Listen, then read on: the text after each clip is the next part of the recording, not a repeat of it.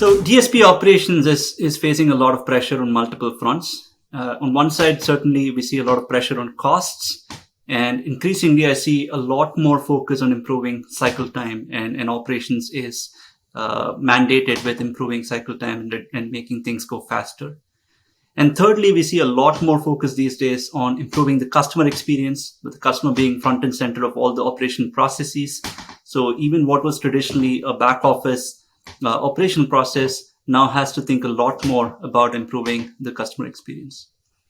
And then on the other hand, you have more and more new products coming in, which is introducing a lot more complexity to operations, while we are still dealing with a lot of legacy. And none of that legacy is going away. What that is causing is you see a lot more specialized silos getting formed. With investments declining towards supporting or transforming legacy, I see more and more that people are used as a glue in operational processes, and that continues to be a challenge. The other factor that's changing these days is the whole digital transformation, and it's changing the way operations does the work. But one of the factors is digital transformation often doesn't keep pace with the changes in technology, with the changes in products, with the changes in the market. So that's another factor for operations to keep in mind. Now, to your question about AI, we see that AI is already starting to come in to some extent. Some examples could be things such as the next best action recommendation for agents, for the contact center agents. And we expect to see more AI come in, right? For example, one of the impact of AI coming into operations is the ability for us to completely reimagine processes. You may have new processes that are now possible because of the power of large-scale compute and machine learning. For example, think about large-scale pattern recognition to predict outages, to predict capacity needs, etc., which we may not have been able to do in the past with a purely manual operations.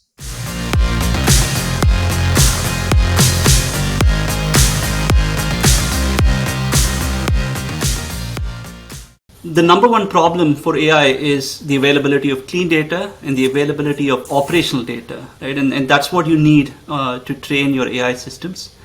That's also an opportunity. I think DSPs should focus on digitizing their processes as a very important priority in of itself.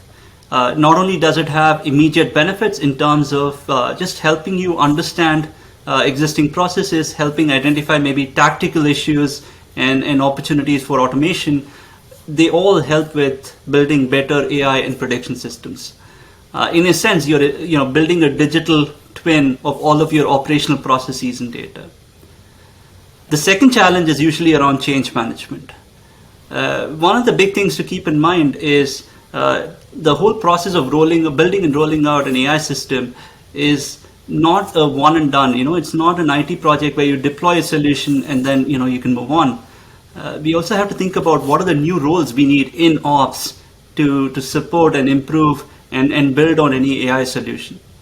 I'll take an example, right? So if you have, let's say, a prediction system that's going to tell you about potential customer outages and help you avoid calls coming in, ops will now have to start thinking about, okay, what is the new role I need to take these predictions and act on it? What roles will I need to provide feedback to the AI system so that it can learn and it can improve? And then, what will I need to do to make sure that the benefit from the AI system is realized? And to do all of these, right, not only do you need new roles, ops will also have to embrace new capabilities such as analytics to embrace and to navigate this new world and use it to proactively manage expectations with stakeholders, right? AI comes with a huge promise, but unless you're consciously and continuously reporting back on the value and working on improving the value, it can lead to a lot of challenges and can lead to failure. And the third factor we need to think about is, for the people in operations, what does their future look like? What does their job security look like? Because a lot of times when you're trying to implement these platforms, you're faced with resistance from the team on the ground because they don't know what's in it for them. They don't know what the next few years are going to look like. So it's very important for us to clarify to the ops team what their new world is looking like. And I think it's a very positive change, right? There are, like we just spoke about some of the new roles, there's a lot of growth opportunities available for them. And there are a lot of new capabilities that they can build in to improve their own personal situation, their own personal career as well. There are also other technical challenges, such as data privacy, security. There's a wide range of solutions to choose from, but those are not operational issues, those are IT issues, so I'm not going to dwell on them too much.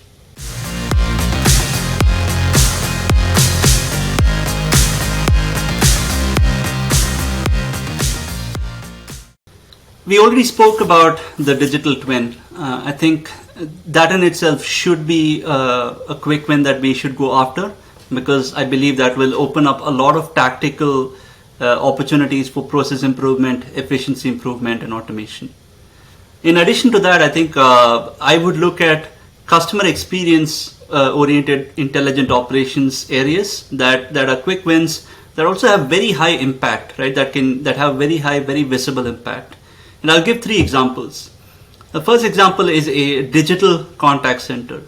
Now, we all have to call a contact center. We all hate calling the contact center, right? I mean, it's usually not a good experience to wait in the IVR, to answer the same question, numerous times and so on and so forth. But from an intelligent automation perspective, the ability to stand up an omni-channel, on-demand, automated contact center that can give you a consistent user experience should be very high on a priority list. These days, with a lot of the cloud-based technologies such as Google Contact Center AI, for example, we're able to switch the whole paradigm of a contact center. Now, previously, you had your agents supported by automation in the contact center, whereas now the paradigm is shifted to automation supported by agents, so that when you call the contact center, you don't get asked press 1 for this, press 2 for that. You just ask, okay, how can I help you today? And the AI understands what you want, and if there is automation available to address that request, the automation is served up, and this experience is consistent regardless of the channel in which you choose to contact the contact center. The second example is around digitizing field processes. Now, when your technicians are out in the field, a lot of times, they're doing surveys, they're doing repairs, and while most technicians may have their own, your mobile apps, whatever the case may be, to record what they're doing, our experience has been that the data that they store, the data that they record, has been extremely inconsistent, and over time it just becomes useless, and as a result, you will have your logical inventory go out of sync with your actual physical inventory. You're not able to do any machine learning on the data that you get from the field, and so on and so forth. So if you're able to digitize your field processes, bring in computer vision, we can use the smartphone camera that the technician has anyway already, and then use it to digitize the survey, use it to digitize asset condition. Those can be quick wins, for immediate use cases such as repair. But over time, they will also help you get a much better understanding of your inventory out in the field, and help you understand the asset condition and so on and so forth. The third example for a quick win is just your ticketing system. You build intelligent automation to do a smart ticket triage, and then link it up with automation where possible.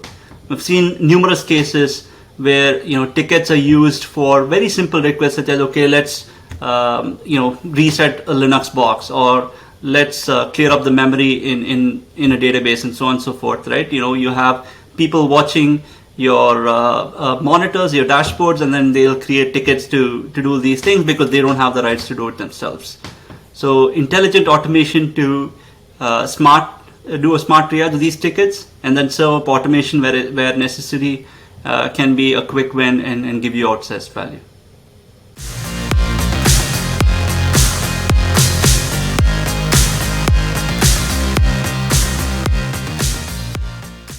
Yes, so we try to blend in intelligent automation wherever we own operations on behalf of our customers. I can give you a few examples. For example, where we are supporting the whole repair and field technician dispatch around repair areas for some of our customers, we've built a failure prediction system, a failure prediction model that takes in past data around network alarms, around the CPE performance metrics, as well as past calls and dispatches. And it'll help us predict when specific customers or specific networks are going to call in with an issue, so that we can switch that operations from being reactive, to more of a proactive mode. So that way, even before the customer calls in, we have some inkling about the issue. The system will also give us recommendations on how potentially to fix the issue, and that's a way better customer experience. And of course, it's way more efficient to deliver that operation. Secondly, in the fiber delivery, in the service delivery space, where the whole process from the time the order comes in until the customer is activated, it goes through multiple hands. So what we've done over time is we've built models that help us understand where certain orders are at risk of missing, the customer commitment dates because of various reasons. Right now, the data for this model comes in from multiple sources. It comes in from the order itself, from the ticketing systems that we may be using to track things such as CPE shipment, or a survey, or a field technician dispatch, etc.